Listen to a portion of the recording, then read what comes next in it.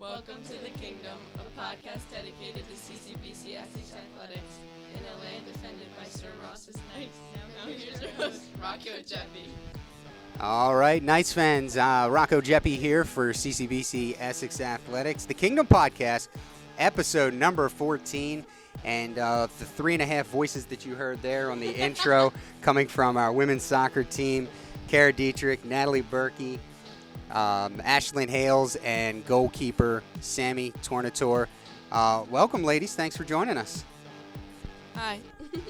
Yeah, this is just like Oprah or Ellen or whatever. I don't even know if kids watch talk shows anymore. Alongside me, as most times he is Aaron Thomas on a very special day, two-part episode week for the podcast this week. Is earlier we sat down with the men's soccer Japanese student athletes, Rin, Dago, and Koda, and we thank them for being here. And now we're moving on to the next regional soccer championship team here at Essex with the women's team. And I think we're just going to jump right in and just try and have some fun with this interview. I know you ladies are really excited to get to Friday rather, and to the district round. But talk to me a little bit about the region. I mean, there was I'm sure there was pressure, riding a 17-game winning streak coming into it.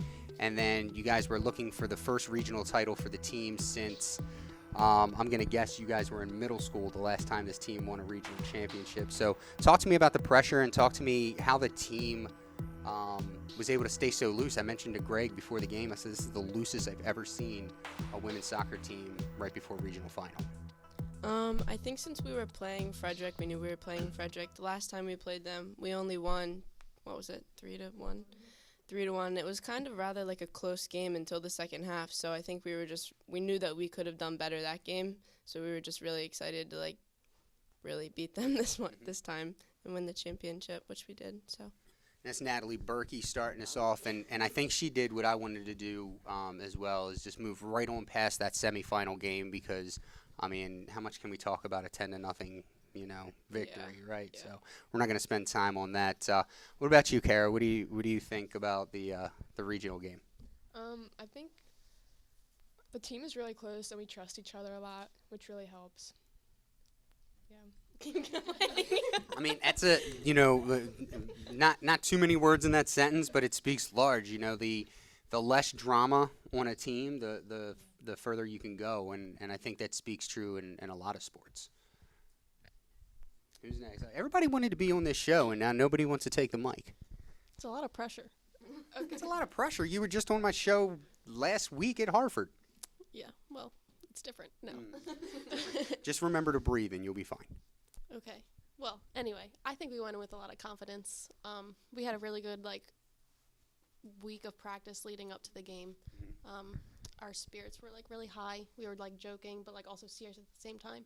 So I think it helped go into the game, and then we warmed up and just did the same thing we did all week, and it worked out. Now, Sam, your job has been arguably downplayed this year.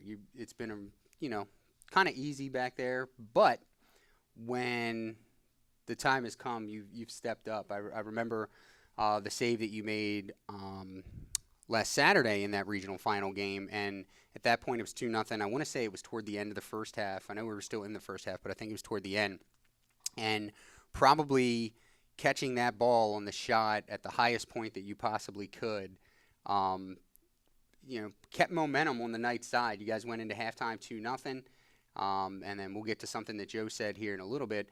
But talk about, first as that shot's coming in, what's going through your mind. And then after you made the save, not only did she make the save, but she jumped up, she high-pointed the ball. I want to say she was just inches from the crossbar and not just saved it, but caught the ball, which at our level of soccer, you don't see goalies do very much. Usually that ball is going to be the rebound opportunity or they're knocking it over the crossbar.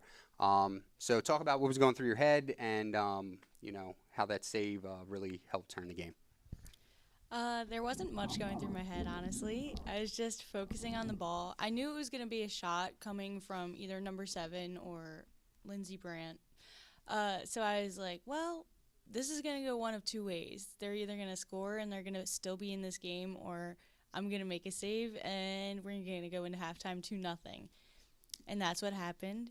You know, I surprised myself there. Looking back at the picture my dad got of it, I didn't realize I was actually that far off the ground. It didn't feel like it at the time. I feel like I just reached up and grabbed it, which I guess is good. And then that was really the only save I had to make, so I'm very grateful for that. I guess is good. I'm telling you right now, I don't know, would you say like maybe 4 to 5 inches taller than you? And if I had to make that save, I'd be seeing Marguerite right away. Right away.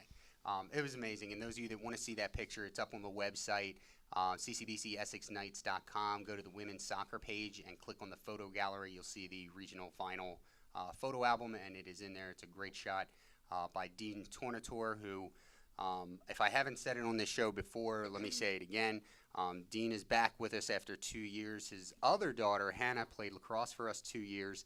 And anytime there's a Tornatore here, I love it because it means I have a great photographer for the games, and I don't have to worry about giving a camera to an intern that doesn't know how to use autofocus. That's a joke to my interns. I love my interns.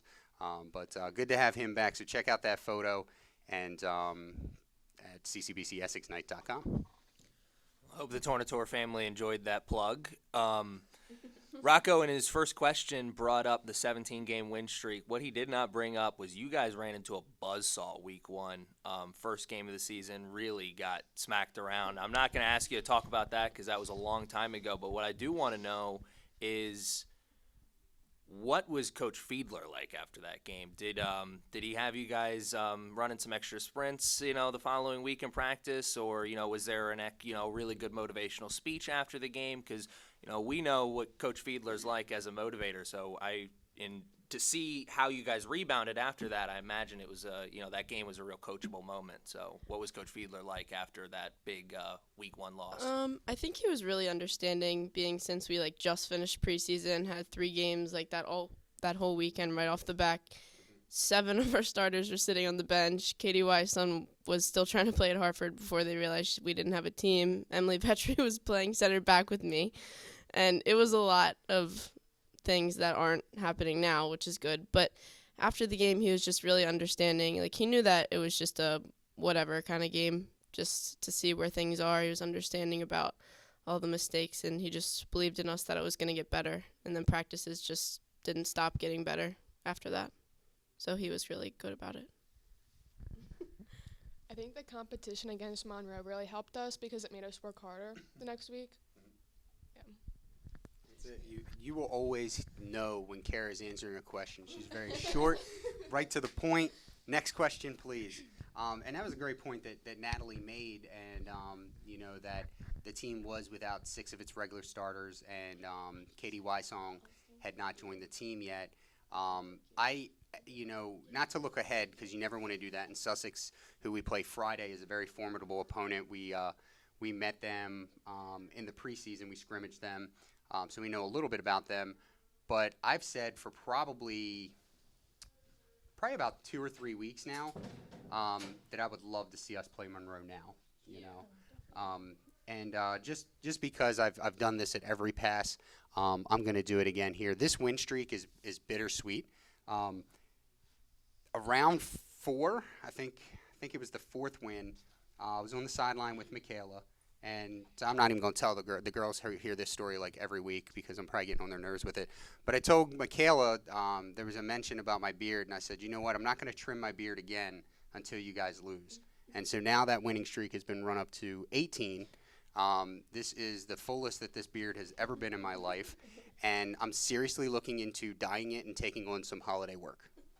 I'm glad you said it because I was already thinking of jokes to make about it right after you said that. Says the guy who's grown a beard for the first time in his life.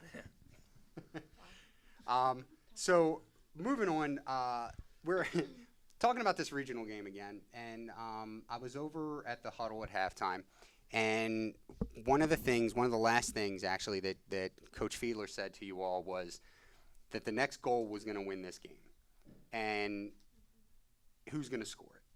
And so Taylor gets a great pass, puts it away. because of what Coach Fiedler had just said to you, as that goal was scored, did it hit in your mind, yeah, this game is over, we got this? Elaborate. Yes, that it was kind of in our minds because we all knew it before Coach Joe said it. 2-0 is a really dangerous score no matter what end you're on. So we all knew, like, whatever goal is scored next, if it's us or if it's them, we have to come out and we have to score a fourth one, too, to really put it away. Or a third one if it was them. But it wasn't. And, I mean, it felt really good to know we scored the third one. I was like, wow, this margin's getting pretty big. Feeling pretty good about it. And then the whole team kind of felt that way, too. I feel like there was a big jump in the energy after the third goal, too. That really helped us get through the second half, especially since we were all a little bit tired. It was a tough game. Was it just me, or did the last, 10 to 12 minutes of that game feel like an eternity? Eternity. It felt so long because people kept getting hurt, probably, and then we had to stop. Yeah, but it did feel really long. You know what I'm really excited about right now, Aaron, is that, and you especially saw it in this game, is, this team has the leading goal scorer in the country, and that's great, and, she's very modest in talking about it and answering questions about it. We're talking, of course, about Kara Dietrich, who has 49 goals this season. The really exciting part, though, is there are other young ladies on this team starting to emerge from a goal-scoring standpoint, and we saw one of those on Saturday in Danny Zachirka, who came into the game with 9 goals. She finished the game. She had 12 goals. She finished the game with her hat trick. What is, for you all, how cool is that, and how much of a motivator is that going into now the districts round that, we can hit some other teammates and know that we have 3, 4, 5 girls that can finish? Well, I've kind of been saying that since mid-season. We've been playing these teams who rely on one girl to score all their goals. But I started noticing that we had Danny, Taylor, Kara, Rye, Mick, everybody can contribute some sort of goal scoring opportunities. So I think that really honestly helps us a lot. I think a lot of the best teams out there they find competition inside the team as well. You have competition on the field, but you also have competition amongst teammates, and I think that really helps motivate and push teams forward. Do you guys have any kind of friendly competition, maybe between the goal scorers, midfielders, defenders? Sam, I can't imagine you have much competition. You're playing, all 48, but. Even though I'm center back and Emily Vettry's center mid, if we're on different teams in practice, we kill each other. It's dangerous. And I don't know, we always joke about that. And then same thing with Kara and I. But it's always friendly competition. But it is, if Kara gets by me one time, I'm like, I can't cuss on here, but I'm like, darn, I really don't want that to happen again. But it's fun.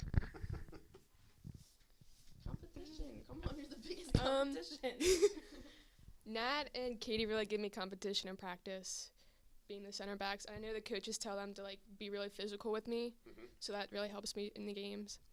And also other teams, I think it's helpful that when they see that I'm the top goal scorer, they tend to mark me more, so that leaves open Danny and Taylor, which is really helpful. Yeah, because I know they can score. Speaking of that, going in the Frederick game, the regional final, question for Natalie and for Sam. I want to say going into that game, Kara was up by 2 goals on Lindsay for the national lead. Lindsay Brandt, the forward for Frederick. For you guys, and I guess speaking for the rest of the defense as well, how did it feel to keep not only Frederick off the scoreboard, but to keep her off the scoreboard? It felt good. In a sense, obviously, we're doing it so they don't score, but we're Kara scored, she didn't, they were tied, we need to keep her up. We like to support our team that way. And I know winning was a big part of it, but if there was anybody to score, we would rather it not have been Lindsay for that reason. And do you guys, how do you think of the right way to answer this question or ask this question? Kara is undoubtedly humble in what's going on. Oh yeah. How do you guys take that? Like, sometimes it almost seems like you guys are more excited No, for yeah, her than we she are. is. She's really humble about stuff. She has like her little comments here and there about like certain things. I can't say stuff on here. It makes for great content right there. Things best left unsaid. Okay, new subject, but kind of same subject.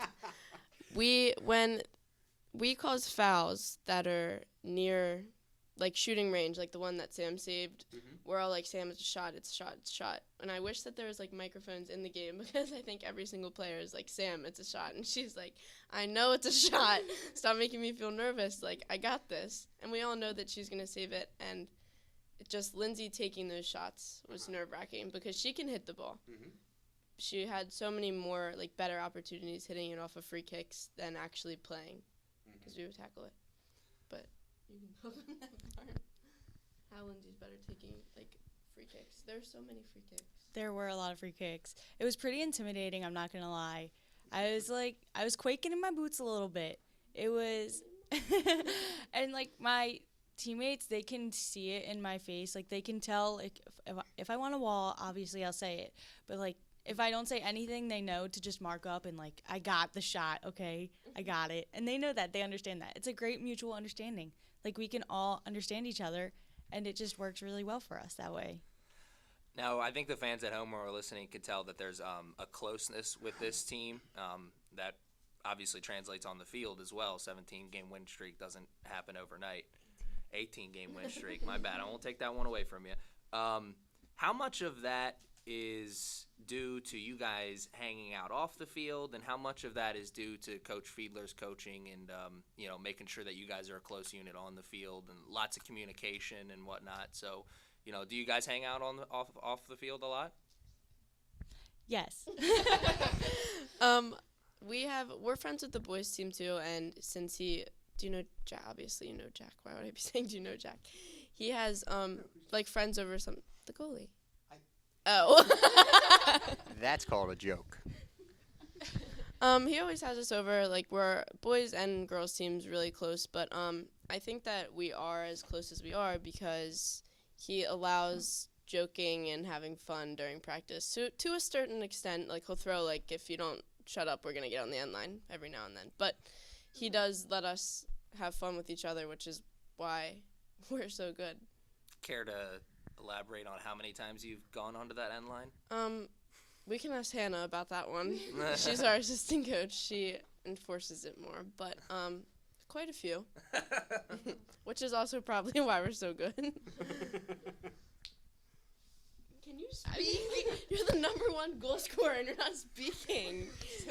This is good. We've hit the part of the interview, I think, where Aaron and I can just sit back and, let them kind of run it. That's what the job is. Because I remember in the beginning of the year, nobody really talked. Because I remember in tryouts, everybody was very distant, and you could tell, like, there were different groups. Yeah. But now we're, like, one big family. So it's really nice to see. You bring up tryouts. That's brings a question to my mind. What was that process like? I don't think a lot of people at home understand what it's. They think community college soccer. I don't think they really understand how much of a process it is to make this team. A lot of people try out, and there's people who don't make the cut. You guys obviously did, so that bonds you together. But what was that tryout process like? It was really rough, okay? So I got hurt on the 5th day. But the first 5 days was probably the worst 5 days of my life, not going to lie. We just did a bunch of fitness, conditioning. I think we barely touched the ball, like, half those times. So it was really hard. And a couple girls have dropped since then. And, you can see why. Yeah, But for those of you that don't know, day one, and I'm not 100% sure what it is on the women's side, but day one on the men's side is 2-mile timed run.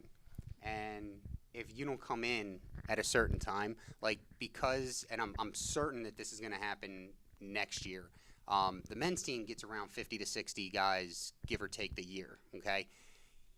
Joe has, we've had to say goodbye to some pretty good soccer players in the past that didn't come in at a good time in that 2-mile run. What is the day one task for you all? What was it on day one? Yeah, we do the beep test.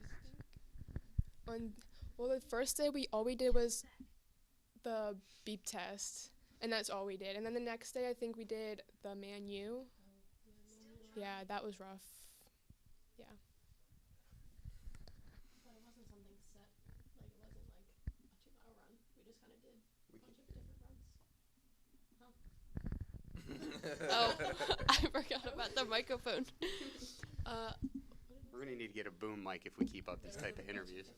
Oh, yeah. We didn't have just, like, one run like the boys did. We had a bunch of different. So we had, like, the Man U, the beep test. There was one where it was like boxes and sprint, box, sprint.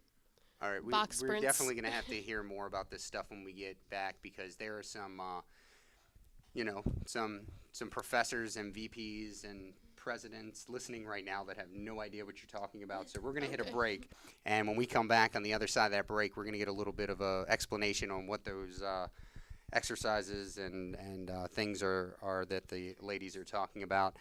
You're listening to the Kingdom Podcast, a podcast dedicated to CCBC Essex Athletics. We'll be right back after this word from CCBC. Let's talk about college. Times have changed, and I say no to an education at the cost of crippling debt, because paying off student loans for the next 30 years is not in my financial plans. Rethink what's possible with CCBC. Visit us online and see what you can be. All right, we are back. Rocco Jeppe alongside Aaron Thomas, and we are here with Kara Dietrich, Natalie Berkey, Sam Tornatore, and Ashlyn Hales of the women's soccer team. And before we went to the break, you were telling us a few things that were done on day one fitness-wise. Give us those again and just kind of break them down for us and let us know what exactly they are all about. Well, the one was the Man U, which is like basically a full field run. So you have 40? It's a full field run, and you have 40 seconds to get there, and then you have to one side, and then 20 to get back, or 20 to get there, and then 40 to get back, and you have to do that 10 times, and then the 11th time you have 1 second less to get there, and then you have one second less each time you go till you get to 20. My hamstrings, my quads, and my calves all just locked up. Another one was the beep test. I'm not sure what range it was in, but end line to the 20-yard line. It would start off like beep, beep. So you would have to run up for the first beep and back, and if you were late, then you're out. So there's like certain levels, so it starts off really slow with the beeps, and then it eventually is like beep, beep, beep. And Eleni, she's hurt now. She tore her ACL, but she was the most fit. She got to level 10, like halfway through level 10. And all of us, the majority of us were like, okay, bye, level 7, see you later. But, yeah, I don't know the third one. What did we say the third one was? 120s. I feel like it's kind of the same as, like, Man U's. It's just, like, full field sprints. It's, like, not exactly, like, the same, like, time. It's not exactly the same timing, but, like, you just got to get up and back from, like, end line to end line. I'm glad I played baseball. Glad Yeah, I you wasn't an athlete. All right, so this is our final segment with women's soccer. Where is the mindset of the team right now? Where is the status? You guys are getting ready at this point. Game days in 3 days. I know each game that's getting ready to be played is this, but this could be the most important game of the season. Yeah. Talk about where the team mindset is and how you all feel going into the game. I think we joke about, when are you going to buy our plane tickets to Florida so we can go to nationals? We joke about it, but I think it would be really cool if we could actually pull that off. But for the district games, I'm kind of glad that we lost to Sussex the first time we played them, because we're so much better now than we were the first time we played Sussex. So I think that when certain teams win the first time, they go into it like, oh, this will be an easy game, which it's just not going to be. So. Can you speak? Yeah, exactly what Nat said. But For Friday, I think we have a lot of competition since we lost to them. I don't really remember the game, but apparently we lost, so. But I think we've come a long way since we've Katie, new player, and then everybody who was hurt is back now, I think, almost. Mhm. So we have a strong team. Keep passing it. I think we're all pretty excited to play in the district game Friday, and we're all just focused on this week and practicing hard this week so that we're ready for Friday, just like we did last week. And like before any of our games, we focus a lot on practice, and then when the game day comes, then we focus on the game. Like we can't stress ourselves out about it. I mean, it's a soccer game. We all know what we're doing. We should all be confident in ourselves. We're all very talented. So, yeah. I agree with whatever all of them said. I think we got to keep doing what we've been doing. Just got to go in confident, because if we go in at like the slightest bit of like nervous, it's gonna, might mess us up a little bit. So we just got to use our confidence that we have and our momentum. All right, Aaron, bring us home. Man, I wasn't prepared for a final question, so I'm going to ask about Coach Fiedler again. He's a coach. He's been the coach of the men's team for a while. Second year with the women's team. Wasn't as successful last year. No, having a successful season this year. What does he mean to you guys, and how important is he to the team's success? What's it been like playing for Coach Fiedler, who's had so much success with the men's team? It has been very fun. It's been a great time. He works very hard to have the teams that he does, to have the successful teams that he does. So we're all on the same page. Like, we want to win, we want to do well. And I think that helps us, as a team, bond with our coach. We rely on each other a lot, I guess. Like, as a team, we rely on our coach, and as a coach, he relies on us to do what we're supposed to. And I think, honestly, we just have a really good relationship with him, which means a lot, because a lot of teams, don't have that with their coach sometimes, which is, I don't know. But it's very important to us, our relationship with him, and it's just been really good. I think as a team, we all know he has really high expectations as us. So I think that makes us work harder. He's just the kind of person that you can go to with anything, like inside and outside of soccer. But during halftime of the regional final game, I don't know why we were all so sore, if it's something we didn't practice or something we didn't do right, but our quads, every single one of us, were so sore, and he could just see it on our faces that we were like, God, can this game just be over? He'll come up to each and every one of us, put his arm around us, and be like, you're doing it. We're going to win. You're doing it. You can do this. So that's just really comforting to hear from a higher up person. Authority? I don't know the right word. There you go. But That's yeah. good. To Aaron's point on that last question, last year the team was 7-9-1. And when Coach Fiedler took over the team, one of his, I'm sure there are a lot of Fiedlerisms, but one of the Fiedlerisms that sticks in my head is Joe is always preaching that, we want to go to nationals with any team. We want to go to nationals. We want to win a national championship.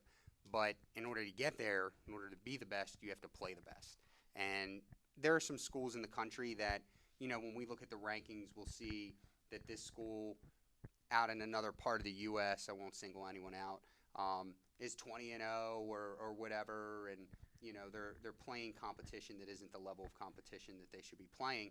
And Coach Fiedler doesn't do that. To Aaron's point, when we opened the show, the game against Monroe, your first game of the season, Yeah. You guys are playing the number one returning, defending national champion. Along the way, we defeated, or you all defeated, I didn't have anything to do with it. I want to say definitely 4, but possibly I think it was a 5th-ranked opponent. And that's what Coach Fiedler brings. He's going to schedule the most competitive, the toughest games that he can, because it's great to make the national tournament, but once you get there, you want to play. And so the turnaround to go from 7-9-1 to 18-1 is remarkable, and it's a testament to how Coach Fiedler recruits and the types of student athletes he recruits, to the coaching staff, and it's a huge testament to the four of you and the rest of your team. This huge turnaround. I mean, it's been historic, to be honest with you, and we're really glad and we're really happy, and we're going to continue to cheer you on, and we will see you all on Friday. We are hosting. Unfortunately, the field here at the Castle is not wide enough for tournament play. Why they changed the dimension on the fields for postseason, I will never know. That's not my decision. So we will be at our sibling campus, CCBC Catonsville, this Friday. The game is at 4 p.m. Knights versus Sussex. After that game, we will host Monroe and Frederick, and we hopefully will see you there. If you can't make it, we will be broadcasting, so check us out, youtube.com/CCBC Essex Knights. Ladies, do you have anything to add before we let you go? Hi, Mom and Dad. Somebody say go Knights. Go Knights. Yeah, go Knights. Go Knights. I want to win. That's it. I just want to win. There you have it. Ashlyn Hales, Sam Tornatore, Natalie Berkey, and Kara Dietrich. Boy. Pum pum. Pow pow. We're going to hit a break, and on the other side, we are not done. This is championship week on the Kingdom podcast. We will have Marisa Hernandez, a member of our women's cross-country team. They also won their first regional title since 2012, and we'll have her when we return here on the Kingdom podcast, a podcast dedicated to CCBC Essex Athletics. Let's talk about college. Times have changed, and I refuse to accept an education that comes with a mountain of crippling debt. Because paying off student loans for the next 30 years is not in my financial plans. For all the practical thinkers, the achievers, the can't wait to get started types out there, your community college is waiting. Rethink what's possible with CCBC. Visit us online at ccbcmd.edu and see what you can be. We are back here on the Kingdom podcast. Rocco Jeppy alongside Aaron Thomas, and we are joined now by Marisa Hernandez. She's a sophomore on the women's cross-country team that brought home the Region 20 Division I cross-country championship for the first time since 2012. Marisa, thanks for joining us. Thanks for having me, Rocco. You got it. So the team hadn't won a regional championship in 7 years. As I mentioned to the soccer student athletes a little while ago, the women's team, you were probably in middle school or so at that time. It was also 2 head coaches ago for us. So talk about the feeling. I mean, I know I got a text message from you probably about 20 minutes after the race ended. But talk about what you ladies were feeling when you found out that you won the region. So just hearing, first of all, the guy got CCBC wrong. He took him 8 tries to say it right, but that's okay because we knew it was us. Just when you hear CCBC Essex being called for that, it's like you won the Heisman Trophy. I mean, just everybody jumping up and down, so just pure joy is honestly the best way I can describe it. Just knowing that your dedication is what got you there and earned you, the plaque. Obviously, it's the first time you felt that on this level, but have you ever had that in any other, have you ever, Little League or in high school, did you ever win a championship that, gave you that kind of feeling?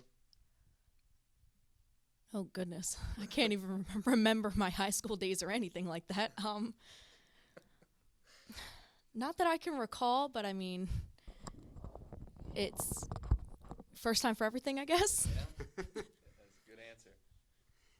There are some teaching points, I think, to this championship too, and 2 things that stuck out in my mind because we found out that the Essex team was the team that had a scoreable team, so there were runners from other schools there, but we had a full team, and so we had the ability to score. The first part of that is, there's a saying that half of life is just showing up.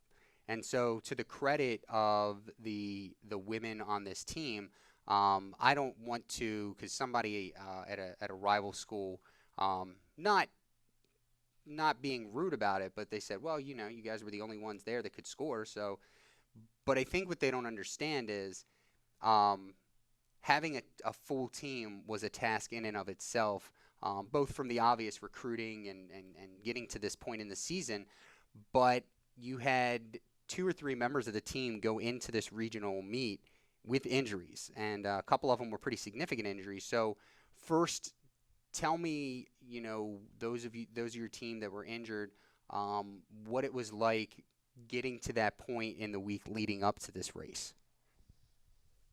So Coach Noah, you know, we have team meetings before each practice.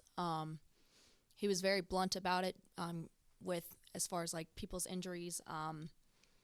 He said we might not have a full team, and my heart immediately it was just a pit in my stomach, because we had worked so hard, and, you know, everybody's obviously going out, you know, 100%, which is probably why they're injured. And it's almost like a nightmare, like thinking that, like, you know, you can't, everybody wants to bring it home.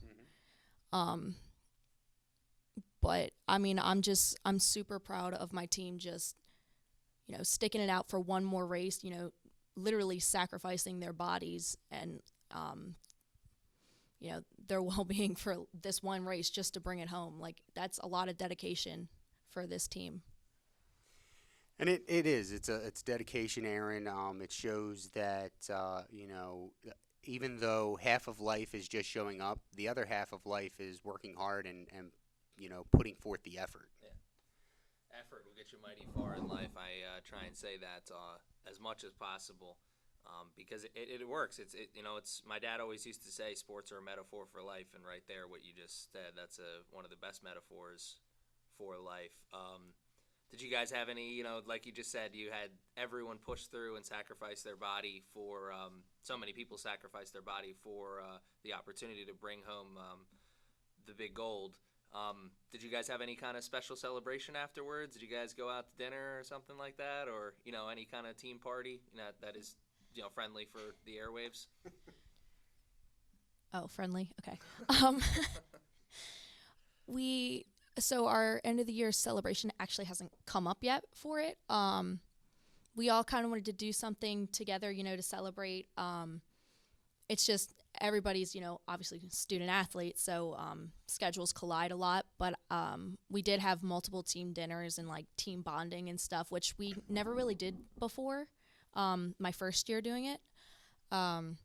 So I mean, like then like after every race, you know, like we would go out to eat or something to that effect, and you know, it was pretty cool actually. I will say this: upon getting the text message that you guys had won, that you didn't believe. As soon as I was able, and I called them, and I couldn't tell if I was on speaker or not, because they were so, not to use a corny word, but they were so jubilant. In the you guys were on the way home at that time, right? Yes. Yeah, in the van on the way home, and those of you that have ever been in a college campus's traveling vans, you know, they're not necessarily the worst, but they're not the best, and it's a very hard atmosphere to be in, which to be jubilant. My old journalism teacher would have really been mad at me if I screwed that sentence up. So, you know, we knew that. To use Marissa's little poke at me, we knew it was for real, and we knew that they were happy. Here's what I'm interested to know. You know, obviously every team, no matter what the team is, soccer, basketball, baseball, you know, name a sport, lacrosse, there's always that one or two, you know, special athletes, the athletes that kind of, you know, are the transmission of the engine, so to speak. And for this team, it's kind of, you know, almost a toss-up at this point between Gabby Turner and Carson Marcelino. But that's 2 runners on a 6-person team. So I want to say from a leadership standpoint, because I view you as a leader. You're a sophomore. You've been here with the team before. And, we've talked, and you almost didn't come back to cross country this year. So I told you I wasn't a runner, Rocco. but you are a competitor. And so my question for you is, how do you harness the ability to lead a team like this when, and this is meant respectfully, when you're not the star runner, you're not the big, the low time getter.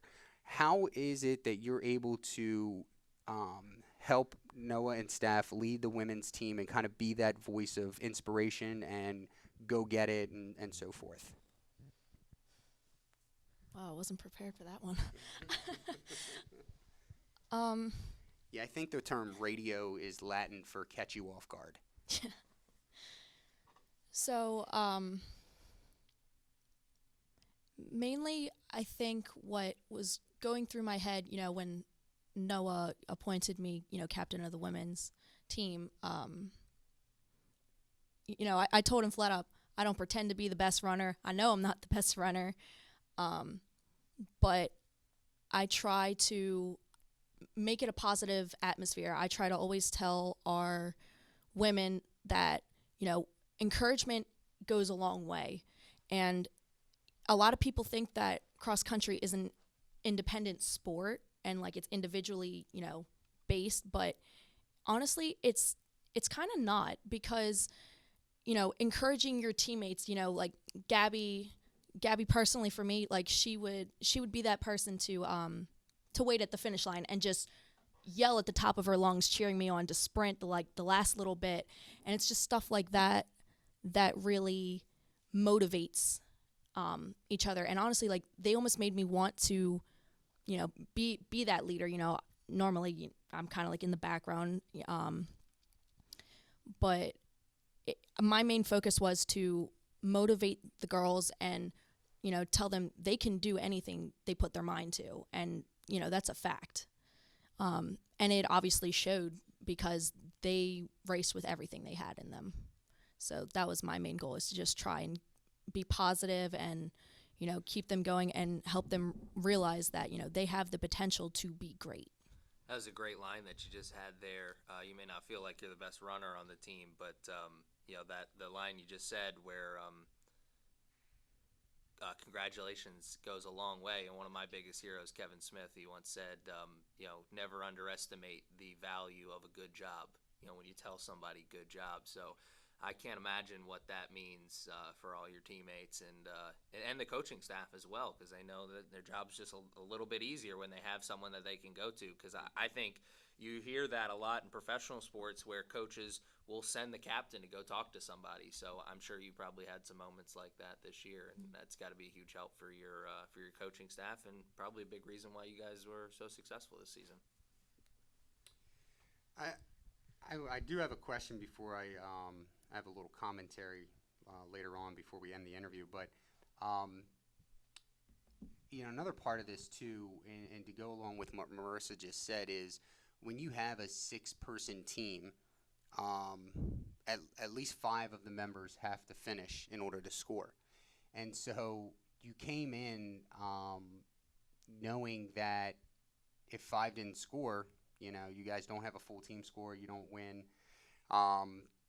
That just kind of, for me, makes more important the job that you've done as a leader, and what you just described there, because it's one thing for us to hear that, and it's one thing for you to say it, but then when you can see the accomplishment and how far it went, I mean, it's truly remarkable, and you as a captain and the team should be very proud of what you guys were able to accomplish. The aforementioned, Gabby Turner, I believe finished 2nd overall, and Carson finished 4th overall, I think is where we were. Or was it 4 and 6? I thought Gabby was 3rd, but I have no idea. Oh, okay. There were some adjustments. Oh, yeah. And Thanks for that extra. so I think if Aaron doesn't have any more questions, I do not.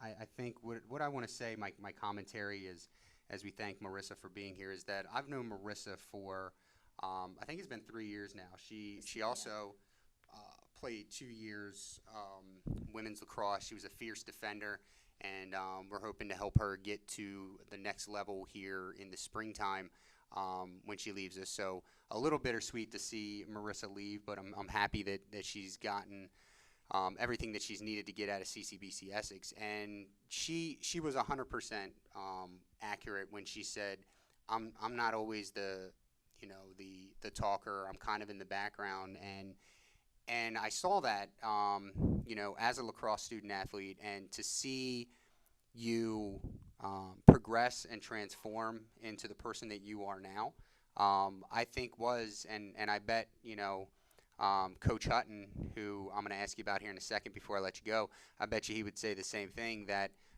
having someone like that on the team is a huge reason why you guys won a regional championship. So I just wanted to say, with some witnesses, how proud I am of you, and obviously I'm proud of the team. But being able to be involved in a lot of what you've done here, I just wanted to say on the air that I'm very proud of you. Thank you. So now that tearjerker is done, I'm going to ask you, talk to us about the final question for you. Talk to us about head coach Noah Hutton. He's in his third season. First year, a lot of rebuilding. Year 2, wins the regional championship for the first time in the men's history. Year 3, wins a regional tournament in the first time in 7 years for the women. Tell us about Noah and the staff, and just what it is like to be on a cross-country team with him. Oh, Noah. Where to begin with him? Coach Noah is... trying to think of how to word this. He caters to each individual runner, which I think definitely makes a difference, obviously, when it comes to regionals and things like that. Right, and kind of knowing what each one of them needs in order to be successful. Yes, so Noah is very realistic in goals that he is trying to set for each individual runner. He tells you exactly what your pace should be. So I think he's very helpful and kind of lets you know like where you should be at. He always goes over goals that you want to have at the end of the season, and he really does make a plan for you on how to achieve those goals. And he overall, he believes in his team. And, Coach Matt as well, he definitely, encourages us, and there's never a doubt in their mind that, we can't do something. So that's the best that I can probably say it. All right. Well, we appreciate your time, Marisa, and again, congratulations to the cross-country team for bringing home that championship.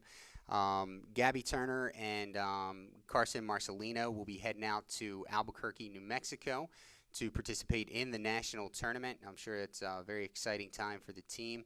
If you want to keep track and get some updates on the team, head on to Twitter, follow the team at CCBC Essex _XC.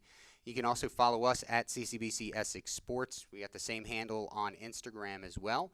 And we have come to the end of our show. It's been a long taping day, probably the longest taping day we've had all year. But we've had fun, or at least I've had fun. I don't know. You had fun today, Aaron? Absolutely. Had a great time.